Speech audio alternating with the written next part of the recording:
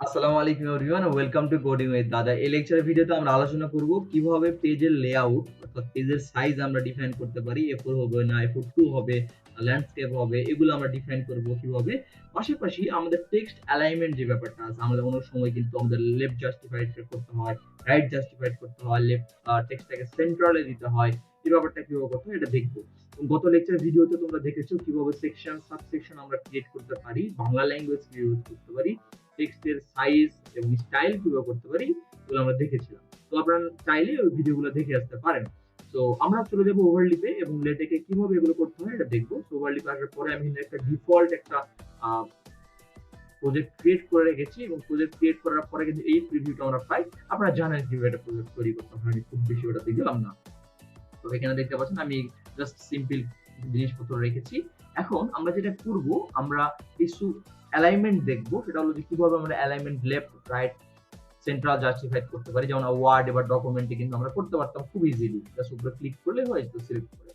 তো আমরা লেটেকে কিভাবে করতে পারি সেটা দেখবো আমরা। তো এর জন্য আমরা যেটা করতে হবে, আমরা যেহেতু মাল্টিপল লাইনের কাজ করতে চাচ্ছি বা আমরা যেহেতু মাল্টিপল লাইনেই কাজ করি, সেক্ষেত্রে কিন্তু আমাদের অবশ্যই বিগিন ট্যাগটা নিয়ে নিতে হয়। তো আমরা বিগিন ট্যাগটা নিলাম। বিগিন ট্যাগটা নেওয়ার পরে আমাদের যেটা করতে হবে, এখানে আমাদের এখানের মধ্যে একটা ফাংশন পাস করে দিতে হবে। এখানে আমাদের দিতে হবে যে স্ল্যাশ, ঠিক আছে? এই বানানটা অবশ্যই খেয়াল, এবং কেস সেনসিটিভ তো, কারণ ম্যাক্সিমাম ক্ষেত্রে এটা ভুল হতে পারে আপনাদের। তো স্ল্যাশ লেফট, আমরা কিন্তু এর মধ্যে লেফট স্ল্যাশ লেফট করে দিয়ে এন্টার যদি ক্লিক করি, আমাদের বিগিনিং ট্যাগ এবং এন্ডিং ট্যাগটা অটোমেটিক হয়ে যাবে, ঠিক আছে? তো এখানে আমরা একটা যদি টেক্সট পাস করে দেই, মনে করো আমি এখানে টেক্সট করলাম যে ওয়ার্ল্ড কাপ ফুটবল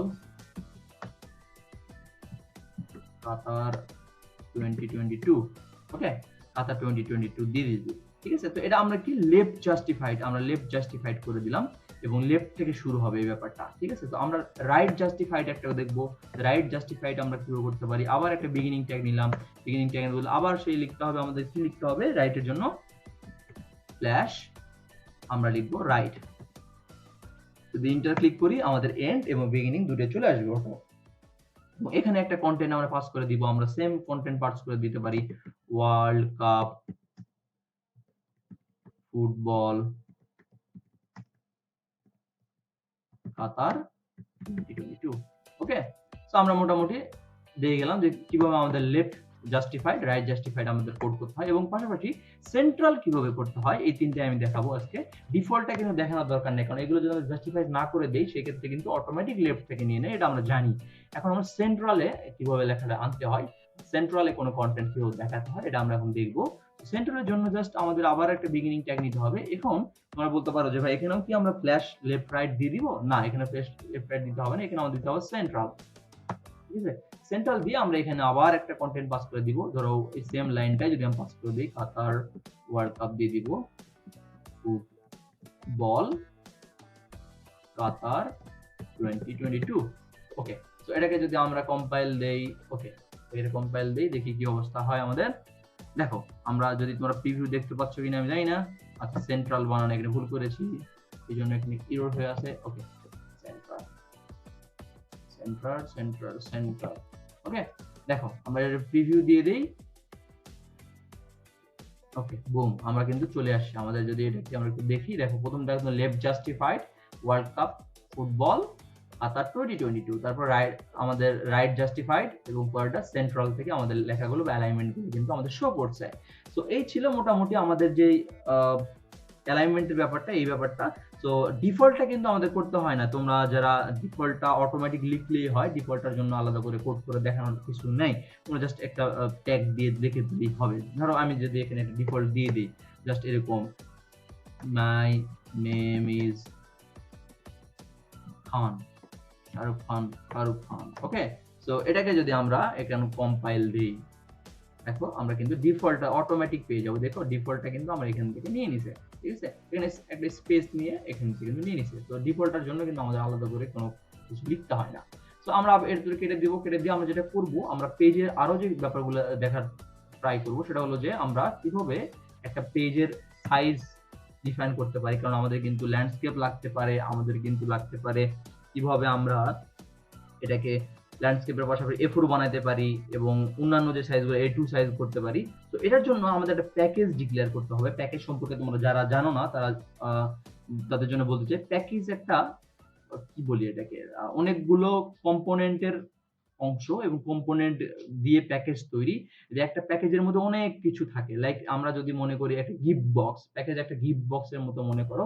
গিফট বক্সটা ধরো গিফট বক্সের যেমন মধ্যে অনেক কিছু গিফট থাকতে পারে এরকম যে একটা প্যাকেজের মধ্যে অনেক কিছু প্রোডাক্ট থাকতে পারে। ঠিক আছে? আ সো আমরা যেটা করব আমরা একটা প্যাকেজ ডিক্লেয়ার করে ফেলবো। একটা প্যাকেজ ডিক্লেয়ার করার জন্য যারা প্রোগ্রামিং ল্যাঙ্গুয়েজ জানো তারা প্যাকেজ কিন্তু খুব ভালো বুঝতে পারবা। ঠিক আছে? আমার বোঝানোর কোনো ত্রুটি হলে অফ করে দিও। ওকে? সো আমরা এখানে জাস্ট এখানে একটা প্যাকেজ ডিক্লেয়ার করব। প্যাকেজ ডিক্লেয়ারের জন্য আমরা এখানে যে প্যাকেজটা করব, যে প্যাকেজটার আন্ডারে এগুলো পড়ে এটাকে বলবো জিওমেট্রি। ঠিক আছে? এই প্যাকেজটা আমরা পাস করে দিব জিওমেট্রি। ওকে? আমাদের কিন্তু অলরেডি সাজেশন চলে আসছে। ওভারলিপে কাজ করার এই এক মজা, অটোমেটিক তোমাকে সাজেশন দিয়ে দিবে। ঠিক আছে? এটা খুবই একটা মজার জিনিস যেটা জাস্ট ওভারলিপের যে সফটওয়্যার গুলো আছে ইনস্টল করার এগুলোতে হয় না। ওকে? সো আমরা মোটামুটি আমাদের প্যাকেজ যেটা এটা আমাদের ইনপুট করে ফেললাম। ইনপুট করার পরে আমাদের যেটা করতে হবে পেজ লেআউট এর জন্য আমরা এখন একটা কাজ করব। পেজ লেআউট এর জন্য আমরা করব কি পেজের একটা সাইজ ডিফাইন করে দিব। ওকে? সো পেজের সাইজ ডিফাইন করে দিব আমরা কোথায়? পেজের সাইজ ডিফাইন যদি আমরা এখানে করে দেই, জাস্ট ট্রাই এখানে যদি আমরা করে দেই দেখি আমার পেজের সাইজটা কি হয় কিনা। তো এখানে আমরা পেজের সাইজটা করে দিব। পেজের সাইজের জন্য আমাদের এখানে লিখতে হবে আচ্ছা, সো এখানে আরেকটা ব্যাপার আছে। তোমরা যদি মনে করো আলাদা করে ডিফাইন করে দিতে চাও, সেটাও ডিফাইন করে দিতে পারো। আবার যদি তুমি মনে করো যে এই যে প্যাকেজটা আমরা এখানে নিলাম, এই প্যাকেজটা আমরা নিলাম, জিওমেট্রির যে প্যাকেজটা আমরা নিলাম, এখানে আমরা চাচ্ছি যে ভাইয়া ডিফাইন করে দিতে যে এখানে কি আমরা ডিফাইন করে দিতে পারবো কিনা? হ্যাঁ, এখানেই আমরা ডিফাইন করে দিতে পারবো। তো আমি এখানেই তোমাদেরকে ডিফাইন করে দেখাই। অন্যভাবে যদি যাই, আমি এদেরকে এখানে তোমাদের দেখাই। এইজন্য আমার থার্ড ব্র্যাকেট এখানে নিতে হবে।